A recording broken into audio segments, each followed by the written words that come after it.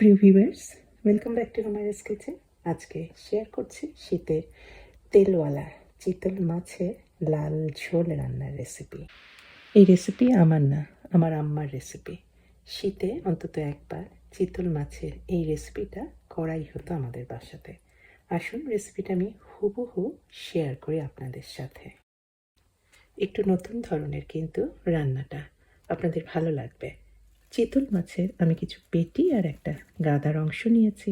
সবচাইতে বড় কথা, চিতল মাছটা কাটাই পেয়েছি, কিন্তু চিতল মাছের যে এত ছোট ছোট আঁশ আছে এগুলি কিন্তু ছাড়ানো একটু কষ্টসাধ্য আর সময় সাপেক্ষ।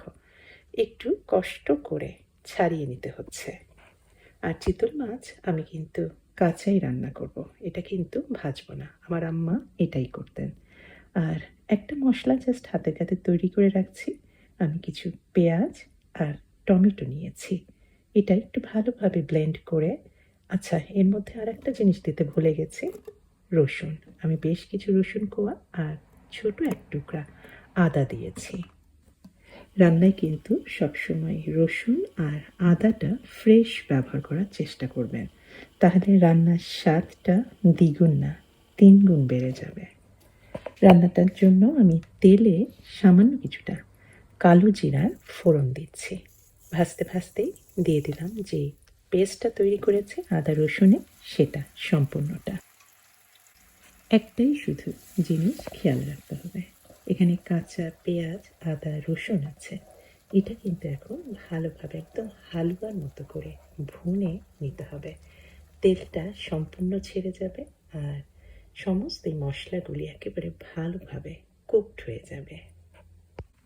মশলার হালুয়া হয়ে গেছে, একদম তেলটা ছেড়ে দিয়েছে, মশলা কিন্তু ভাজা ভাজা হয়ে গেছে। এতে কিন্তু রান্নার স্বাদটা বাড়বে। এখন কিছু কালো মশলা দিচ্ছি, মানে জিরা আর ধনে গুঁড়াটা। এটাও কিছুক্ষণ ভাজা ভাজি করে এখন দিয়ে দিচ্ছি হলুদ মশলাটা, অর্থাৎ হলুদ গুঁড়া। আমি উপকরণগুলির পরিমাপ কিন্তু ডেসক্রিপশনে দিয়ে দিয়েছি, আপনারা দেখে নিতে পারেন। লবণ দিয়ে দেওয়া হয়েছে আর বেশ ভাজা ভাজা হয়ে গেছে, আবার তেলটা ছেড়ে দিয়েছে। এখন দিয়ে দিলাম, মশলা কিন্তু সম্পূর্ণ ভুনা হয়ে গেছে, কষানো হয়ে গেছে। এখন দিয়ে দিলাম শুকনা লাল মরিচের গুঁড়া। সব শেষে দিয়েছি, সমস্ত মশলার পরে দিয়েছি, ফলে শুকনা লাল মরিচের গুঁড়াটার রংটা কিন্তু একদমই রান্নায় ভেসে উঠবে।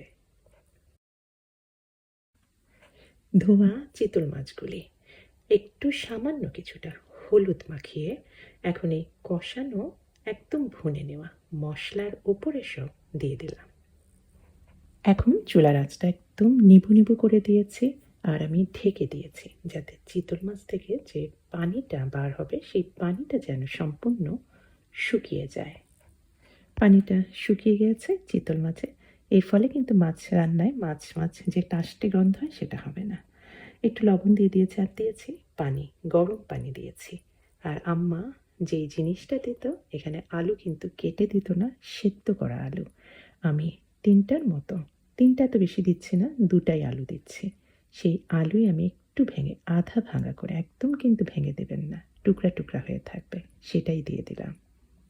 আর যেটা সবসময় দিত সেটা হচ্ছে মটরশুঁটি। মটরশুঁটিও দিয়েছি মুঠোখানেক পরিমাণ। একদম লাল লাল রান্না, খেতে কিন্তু দারুণ হয়েছে। আমার আম্মার মতো হয়েছে কিনা বলতে পারি না, তবে আমি চেষ্টা করেছি। আর এর মধ্যে পরিবেশনের সময় অবশ্যই ছড়িয়ে দিতে পারেন কিছুটা শীতের ফ্রেশ ধনেপাতা কুচি।